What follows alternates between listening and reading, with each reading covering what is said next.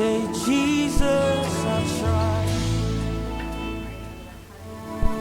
You are my purpose for being alive.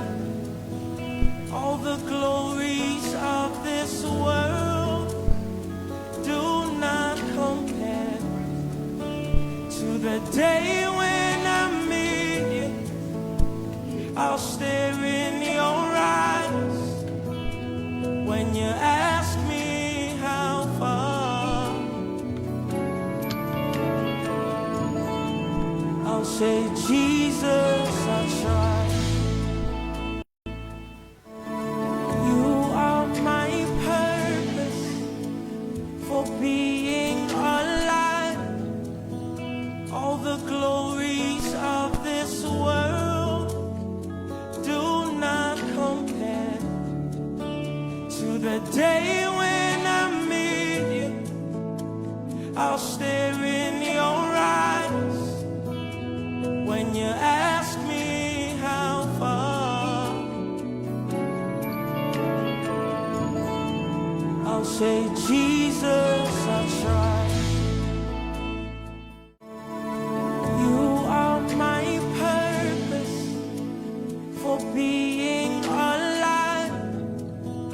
All the glories of this world do not compare to the day when I meet you. I'll stare in your eyes when you ask me how far. I'll say, Jesus, I try. You are my purpose for being alive. All the glories of this world.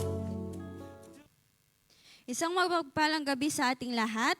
We are on our 22nd day of our prayer and fasting. Praise God. Palakpakan naman po natin ang Diyos. Amen. Magandang gabi din po sa mga sumusubaybay sa ating FB Live. Today is March 12, 2025. Mababasa po natin ang ating context sa Proverbs 18 verse 21, titled The Power and Value of Words. Hallelujah. So, let's all pray.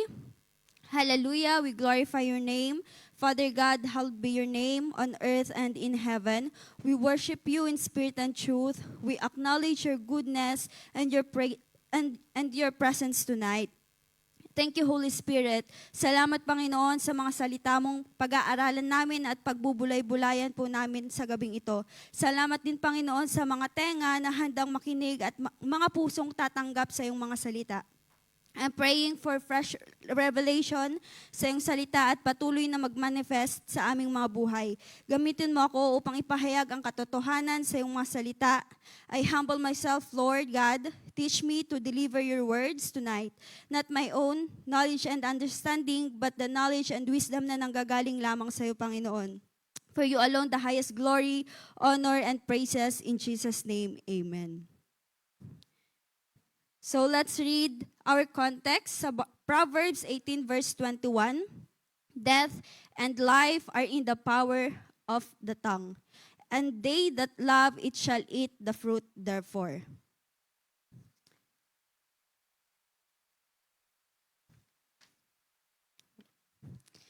So sa Tagalog, ang kamatayan at buhay ay nasa kapangyarihan ng dila. Kaya mag-ingat sa pagsasalita sapagkat aanihin mo ang mga bunga nito. Amen. Sabihin mo sa katabi mo, I choose to speak life. Amen. So as we continue to read the Rhapsody of Reality, God didn't give us His word just so we agree with it. It was given to us to use. So hindi ibinigay sa atin ng Diyos ang kanyang mga salita para lang sumang-ayon daw po tayo dito. Bagkus, ibinigay sa atin upang gamitin ito. Ang salita po ng Diyos ay kagamit-gamit. Amen. Hallelujah. So, the Bible tells us in the beginning, God created the heavens and the earth.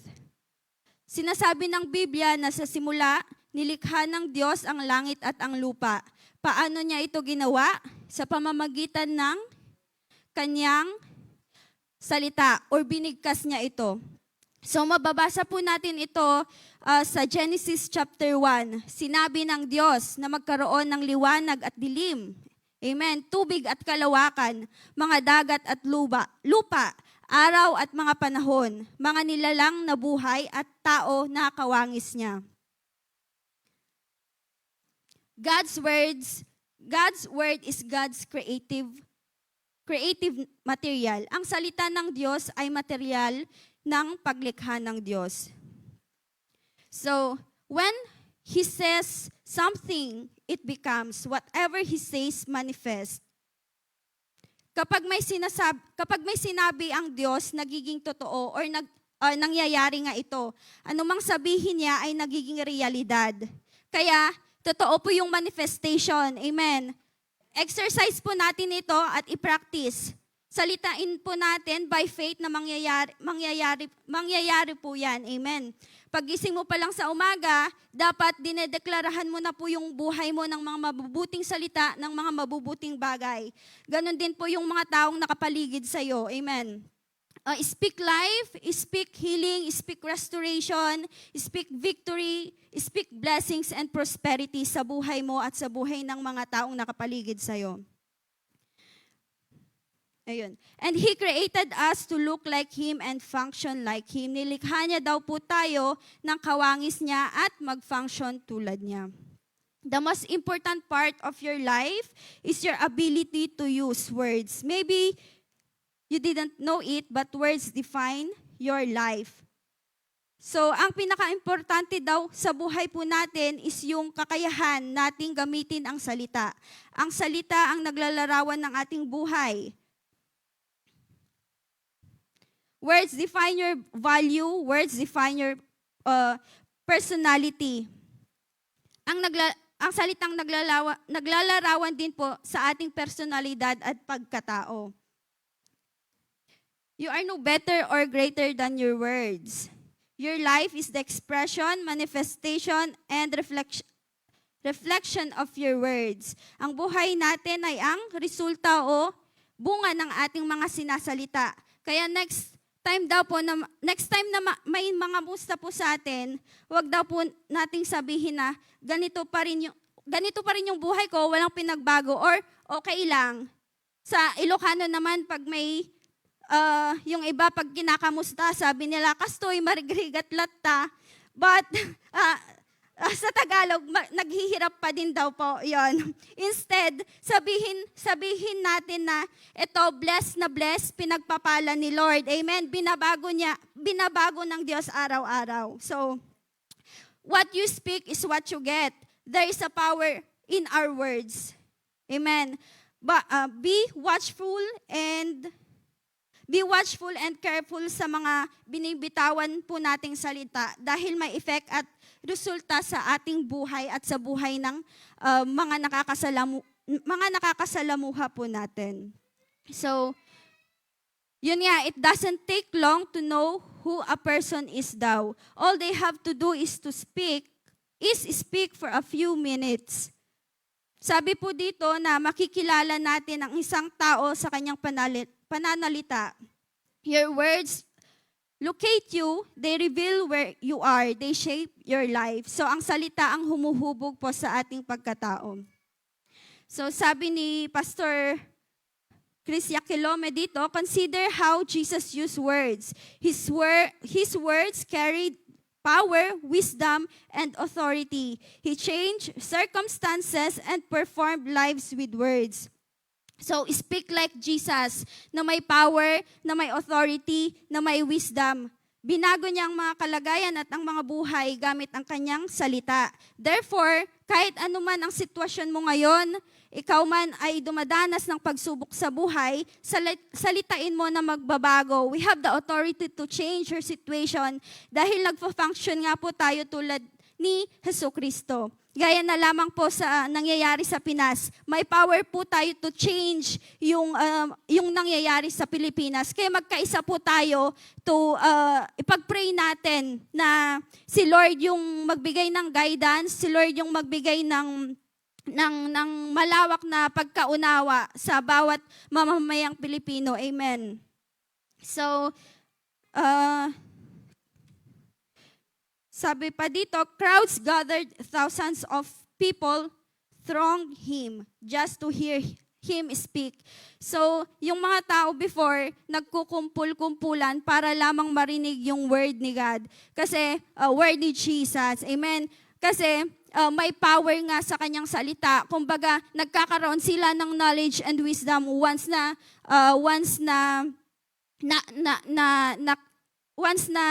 naririnig nila yung salita ng Diyos. So, magkaroon din po tayo ng initiative or magkaroon din po tayo ng thought na ganito na sa araw-araw gustuhin natin na makarinig or gustuhin natin na mabasa yung mga salita ng Diyos.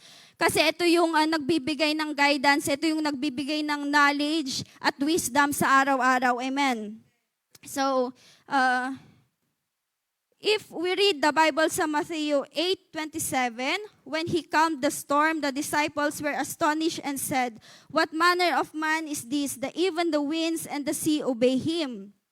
His authority over the nature left them in awe as they witnessed his power to command the elements with words. Amen. So since na nakipag-isa na po tayo kay Kristo, we have the authority and the power to command, to stop any storm or waves sa buhay din po natin. Dahil nga anak po tayo ng Diyos. We, Christians, it means we are follower of Jesus. Speak like Jesus, function like Jesus. Amen. And when he commanded demons to come out, the people said in amazement, with authority and power he commanded the unclean spirit, and they come out. Amen. Even the demons, sinalita niya lang na, demonyo, lumayas ka sa katawan ng taong yan, at lumayas nga yung demonyo. Kaya, wag po tayo, if you encounter bad spirit, wag po tayong matakot na palayasin ito. Amen. Because God gave us the authority upang magpalayas ng mga demonyo or upang magpalayas ng mga sakit. Amen.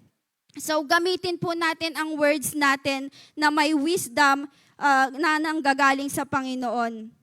So, the Pharisees talk about demons, but Jesus spoke to the demons with authority. He rehearsed to us how to use words. So, it means practice it every day, daily. He said in Mark 11:23, "You shall have what you say. So be a master of words. Have faith in your words, for the word of God in your mouth is God talking. It prevail and produce what it talks about." So, kaya nga importante na araw-araw punuin natin ang ating puso punuin natin ang ating puso ng mga salita niya. Kasi kung ano yung nilalaman ng puso mo, yun yung binubuka or yun yung nasasalita mo. Kaya dapat yung mga sinasalita mo na as Christians, andun na positive na lahat. Wala nang chismis. Amen. Wala nang curse. Amen. Hindi ka na marunong mag-curse kasi ikaw na ay follower na ni Jesus Christ. Amen po ba? Amen. Sa salita pa lang, dapat mabless na yung kausap mo. Amen ba? Amen. So, hallelujah. So, let's read the confession. Dear Father, I thank you for the power of your word in my life. My words are filled with the faith and life, and they shape my destiny. I speak health, prosperity, and victory, and I live in alignment with your word. In Jesus' name, amen. Ayan. Hallelujah.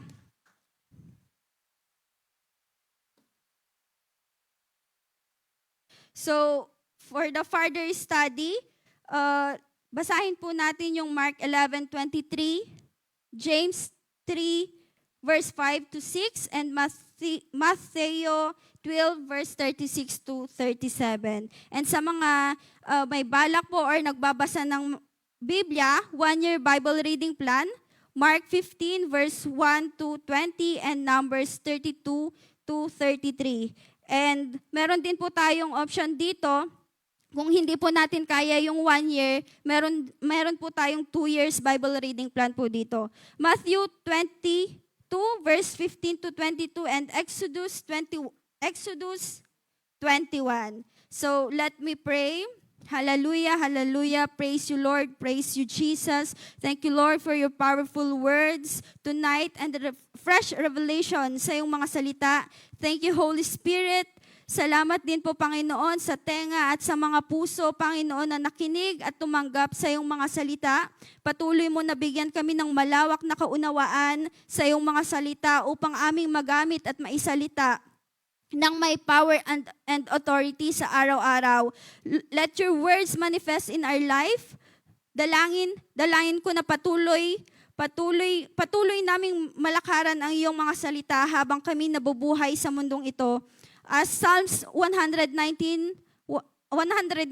verse 105, that your word is a lamp to guide our feet and a light for our path. Let our words manifest the fruit of the Holy Spirit, the love, the joy, the peace, the forbearance, kindness, goodness, faithfulness, gentleness, and self-control. We love you, Lord. Sa iyo lamang lahat ng papuri, pasasalamat at pagsamba. In Jesus' name we pray. Amen.